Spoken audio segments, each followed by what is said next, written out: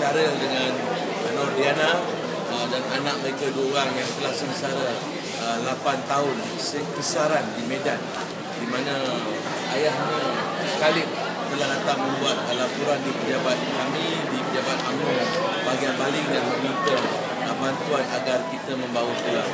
Dan misi ini bukan mudah sebab dah ada anak, dah ada punya 2 orang anak dan isterinya orang Indonesia.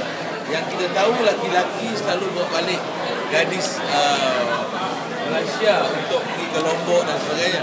Ini kes pertama seorang gadis membawa laki-laki Malaysia yang bukan lari dalam konteks mereka bercinta dan telah berkahwin dan akhirnya mereka merana susah di sana dan telah membuatkan ayah dan bondanya datang meminta rayuan, meminta bantuan daripada Kelab Putera Satu Malaysia, di mana kita dikenali dalam misi-misi bantuan menyelamat ini.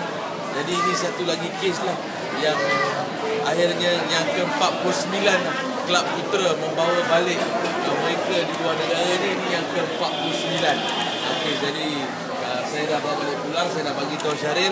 Kalau Syaril pergi lagi sekali ke Indonesia, minta maaf, Kelab Putera tak boleh bantu dia dan beliau kena selesaikan diri beliau dengan isteri dan anak-anak. Kita akan cuba membantu UMNO bahagian itu sendiri, memandangkan mereka ahli UMNO bahagian balik.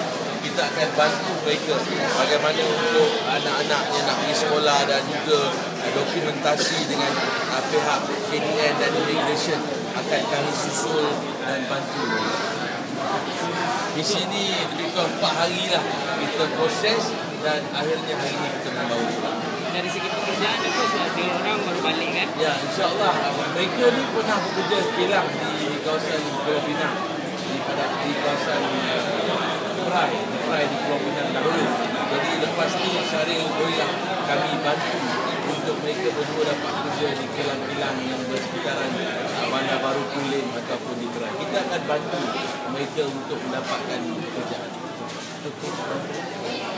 Kos bawa pulang ditanggung oleh UMNO bahagian baling, yang mana UMNO sendiri mengeluarkan dana untuk membawa keempat-empat mereka ini pulang, dan kita juga ke sana untuk membawa mereka pulang sebab bukan mudah untuk berurusan dengan pihak imigrasi di sana, dan pihak imigrasi kita di sini memang amat-amat membantu untuk memudahkan segala proses, di mana kita tidak ada banyak masalah. Kita ada sedikit tapi tidak banyak masalah, boleh disusun atau dan diselesaikan, dan akhirnya kita selepas 4 hari kita di sana kita dapat membawa pulang mereka. Kita dah kenal pasti mereka di mana dan sebagainya, kerana ayahnya Cik Khalid telah datang pejabat kami berkali-kali buat laporan dan meminta bantuan. Jadi kita dah ada kaedah yang kompleks yang lama ni, dah 48 kali kita pergi, so nothing much lah. Tapi yang penting hari ni kita ini first case lah yang laki-laki dibawa pulang oleh gadis Indonesia. Yang selalunya gadis kita dibawa lari ke atau dibawa ke negara Indonesia. Ini the first one yang mana gadis membawa laki-laki, maksudnya dah balik ada 2 anak dah. Jadi inilah yang bantuan dapat Kelab Putera Satu Malaysia melakukan untuk dalam konteks gagasan Satu Malaysia Rakyat Didahulukan.